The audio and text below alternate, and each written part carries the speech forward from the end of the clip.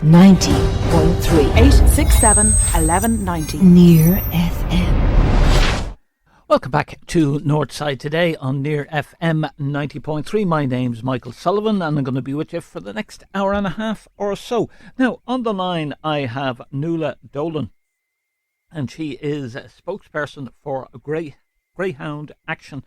And we're going to be talking about quite a serious topic here. I shouldn't say quite a very serious topic of greyhounds and the injuries they're getting in racing. Good morning, Nuala. How are you? Good morning, Michael. Nuala, we spoke, I think it was about 2 years ago, about greyhound racing and some of the issues that were going on. But Paul Murphy, TD, he put a question in to the Minister for Agriculture, re the number of injuries that are occurring. Maybe, can you give us some detail on that? I can, Michael. Well, last year 202 dogs died as a result of injuries sustained on the track. That was an increase of 51% on 2023, and it was the worst since records began 10 years ago. And then sorry there, Nuala, you're just fading out a little. Could maybe you hold that phone a little closer, Grant? I have it. Yeah. Can you hear any better now, Michael? No, that's great. Okay. Sorry about that. No, I was just saying there, in 2024, 202 dogs died as a result of injuries sustained while they were running. And that was an increase of 51% on 2023. And it was the worst since records began 10 years ago, since they started recording track deaths. Now, Deputy Paul Murphy got the statistics for the first 4 months of this year, January 1st to April 30th. 56 dogs dead, 106 injured, 56, more than half of them had to be killed on the track because of the injuries. So this year, if this rate continues, is looking to be even worse than last year. So that's happening in full public view. That's happening in front of people who are going to the Greyhound track. And it's appalling, and it wouldn't be tolerated with any other breed of dog. And I think, as we talked before about, Michael, that's just the tip of the iceberg. They are the dogs that die on the track, but there are thousands of dogs dying very young every year because they're no longer useful to those involved in the industry. So it's a mass killing of dogs, essentially, and it's funded by the Irish state. It's quite disgraceful.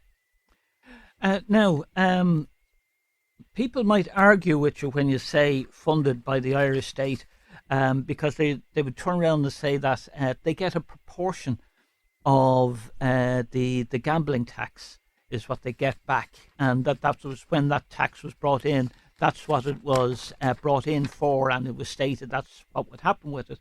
So people would say it's not really the state sponsoring it. It's just money going back into the industry that that people who are interested in it are doing. Well, actually, that ring fencing of the betting tax was stopped quite a number of years ago, and they were getting this money directly from the Exchequer. It was initially ring fenced, and it was a betting tax. Let's remember, a betting tax on every single activity in this country, every single sport, everything else that people bet on. The betting tax was ring fenced and handed back to horse racing and greyhound racing. Now, the last study that was done in this showed that greyhound racing, in any case, only accounts for about 7% of the betting tax raised.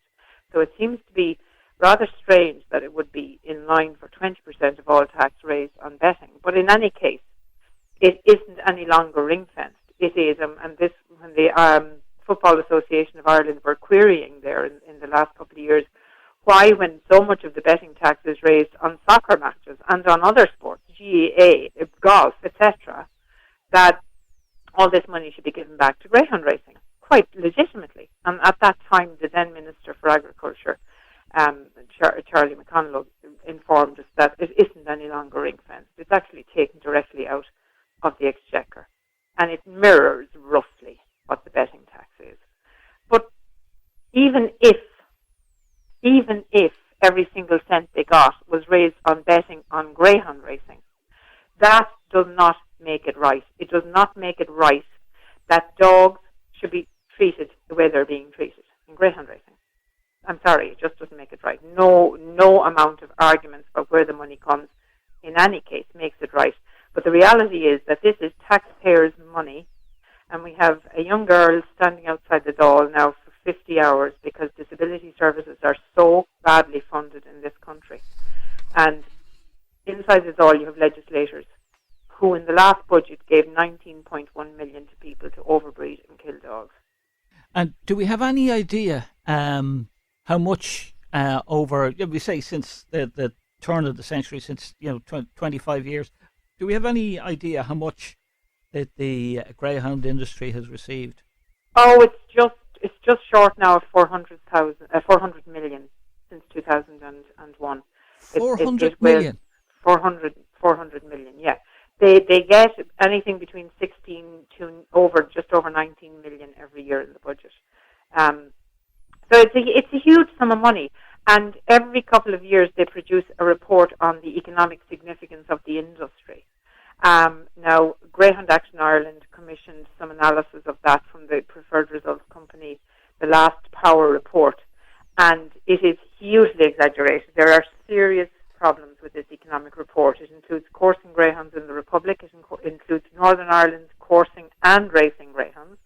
It leaves racing greyhounds in the pipeline for way too long, starts them much later than they actually start in reality, with the result that it was exaggerated to an enormous degree. We sent that report to the Public Accounts Committee, the last Public Accounts Committee, and we asked them to bring in the Greyhound Board to answer the questions that were raised, and the Greyhound Board refused to attend. So we also asked the Minister for Agriculture in the last month, when would he be in a position to give us a figure for the current economic value? The last Power report is based on figures which are 6 years old. We asked for an updated value for the greyhound racing industry. Forget about coursing dogs, forget about dogs in the North of Ireland. And he said he didn't know when he would be in a position to provide that figure. So, So we'll look forward to seeing that coming from the Minister, and hopefully Deputy Murphy might bring that question up to him in the Dáil and get that figure. Yes, we would very much welcome that, Michael, because these are questions that need to be asked about this business. Now, I'm looking at the number of injuries. Would I be very wrong in saying that there seems to be nearly at every meet there seems to be a dog injured? Would that be close to the fact? Yeah. Not every meet, but there would. I mean, on one day alone, I think it was the 23rd of April, 6 dogs were killed at races around the country. So, it can cluster together, or they can be races where no dogs are injured. I don't have the statistics on that, to be honest with you, Michael. But I don't have the statistics these figures, per race. These figures came from the Minister for Agriculture. Right, so we can take them as verbatim. Oh, they're absolutely valid. Yeah. I just don't have the broader perspective as in how many races actually happened. The Greyhound Board like to give the track deaths as a percentage of numbers of starters, but when you consider that any given greyhound can be raced dozens of times, that is not really a valid picture. We prefer to give that statistic as the number of dogs racing. How many of the dogs put out on a track in any given year have an injury, die. And last year that was 5% of all dogs were put out on tracks in the prime of their health, and within a few minutes they were dead, or so badly injured they were subsequently killed. So 5% of all the dogs who start a race. Yes. Of all the dogs who raced last year, 5% were dead on the track. Now we know for sure, because we've been tracking the 2021 birth on their traceability that's system. not dead on the track, that was injured, dead or injured. No, dead, Michael, they were dead. And how many would be injured, of a percentage, roughly? Well, last year 187 were injured. So, that many more are being, injured on the track. Yeah. Now, not every dog that's injured dies. They do actually treat some dogs and bring them back. But that's, and actually last year as well, 13 dogs were killed at official and unofficial trials. These are not races as such, if you know what I mean. It's where the dog is schooled and where it's trained how to run after a mechanical allure. So I mean, it's an inherent part of the industry. When you put a group of dogs together and you have them running around a track with bends, that's what's going to happen. But as I said, Michael, our real concern, apart from that, is what's happening to all the dogs who are being killed at 3 and 4 and 5 years of age because they can't run fast enough any longer, or because they never did. And we have been tracking the 12,000 dogs born on the island of Ireland in 2021, because that's when their traceability system came into operation.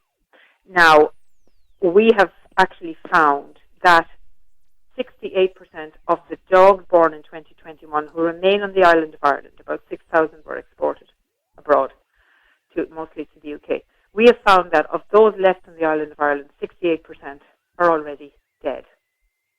And the oldest of the dogs born in 2021 would be 4.5. So can you imagine that kind of mass killing taking place with any other breed of dog in Ireland? Yeah.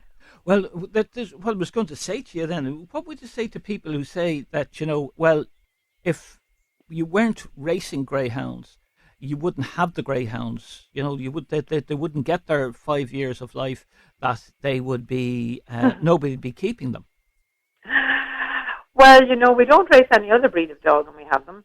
And it seems a rather philosophically threadbare argument to say that, they need to exist just to be born, even if we're going to treat them badly. At least they wouldn't have been born, but they were born and we treated them badly. I mean, can you imagine that argument applying to anything else? It doesn't really matter. We will do this to them anyway, because look, we're actually allowing them to be born so that we can kill them in a couple of years and maybe injure them racing in between. I mean, that's philosophically totally threadbare. Greyhounds are beautiful dogs. They're the same as every other dog, greyhounds and lurchers. I've had some myself.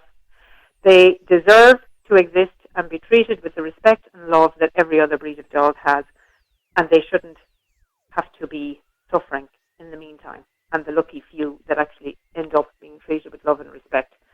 The amount of suffering and death that goes on is just unacceptable. It is completely unacceptable. And tell me, is there a program there for people to adopt a greyhound that has finished their career in racing? Yes, I mean, well, the Greyhound Board has an Irish Retired Greyhound Trust, and it has 2 care homes. Now, of the 2021 dogs born still remaining on the island of Ireland, our latest figure shows that they were only able to home less than 1,000. 26% of those were homed. As I said, nearly 70% are dead. An interesting statistic, Michael, we had a lot of brouhaha about bike sheds costing a lot of money lately. We recently discovered that the 2 care homes, which is kind of a halfway house where greyhounds go before they go to a family or a home situation, they were given €291,000 between them last year. They homed the sum total of 36 dogs. So it's a very, very inefficient system the Greyhound Board seem to have in terms of providing a homing service. Rescues around this country are bulging at the seams with unwanted greyhounds, and they get an awful lot less public funding. And we actually would be calling on TDs or somebody in Dáil Éireann to take this up and ask, because we have asked the Greyhound Board what exactly 2 care homes spent 291, almost €300,000 on, if they home 36 dogs.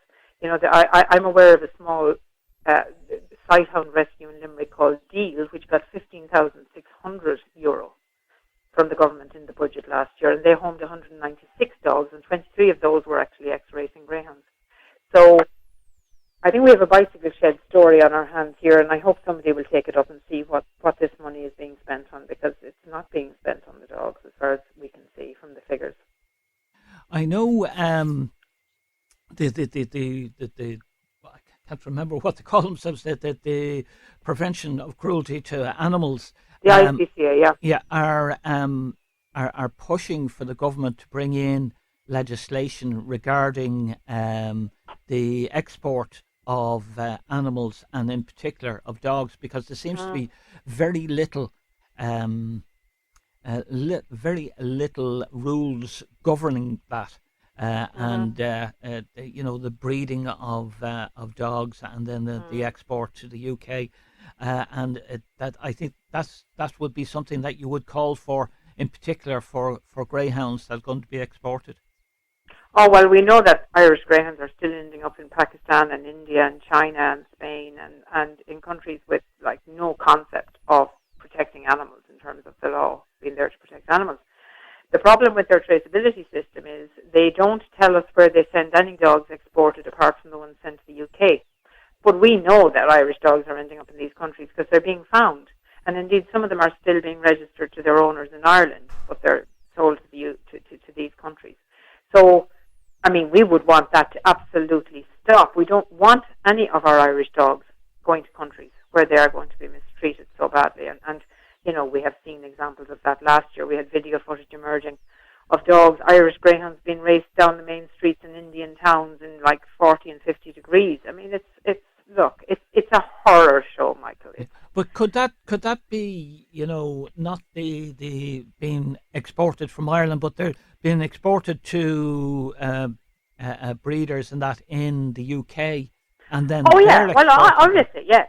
Some of the dogs exported to the UK do go on to other countries, but if they're still registered to Irish owners here on the traceability system, I mean, one assumes that when somebody exports a dog, if they're following the path they should be and the rules laid down by the Greyhound Board, then they should change that ownership on the traceability system. But there are dogs still registered to Irish owners being found in these countries. Now, that should not be happening. And in any case, the Irish Greyhound Board can't just wash its hands off dogs born in this country and say, well, we've exported them to the UK and then we can't, it's not our problem what happens to them once they go there. That's not good enough. These dogs are born in Ireland. They're Irish dogs. They're Irish-born dogs. And no dog should be ending up in these countries, of any breed, in fact. And I recently heard that there are a lot of these other breeds, these breeding establishments are exporting lots because they're finding it harder to find homes here in Ireland. They're exporting a lot of dogs to other countries. Indeed, yeah, I think people in this country are now starting to get very wary of the kind of puppy farm dogs, and rightly so, that you have to be careful where you're getting a dog from. Yeah. And it's God, yeah. If I was giving any advice to somebody, I would say go to and adopt a dog from a rescue. A rescue. 100%, Michael. Absolutely. Yeah. I would support that call. Yeah. Indeed. Now, before I let you go, is there anything you would like to ask our listeners to do to support you? I would ask my listeners, well, I don't need to ask listeners, I think, not to go to greyhound racing anymore, because only a handful of people go, and their own statistics show that. I mean, the greyhound stadium are actually almost empty most of the year. But what I would like people to do is, I would like people to lobby their local TDs and lobby their politicians, because, as I often say, Michael, people may not necessarily care that the state is funding cruelty to animals, and it is. This is cruelty to animals. I don't care how it's dressed up. It's cruelty to animals.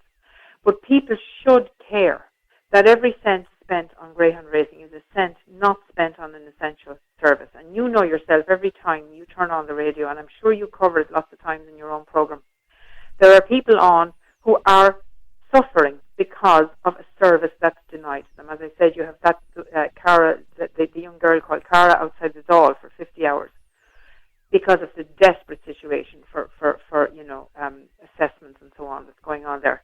So we need to get this money taken away from greyhound racing. End of story. And without money, without state funding, greyhound racing would be gone. It couldn't survive. It can't self-sustain. Nuala, thank you so much for coming on, and it was a pleasure as always chatting to you. Thank you for having me, Michael. Thank you very much. Delighted. All the best. Bye-bye. Take care. Bye-bye.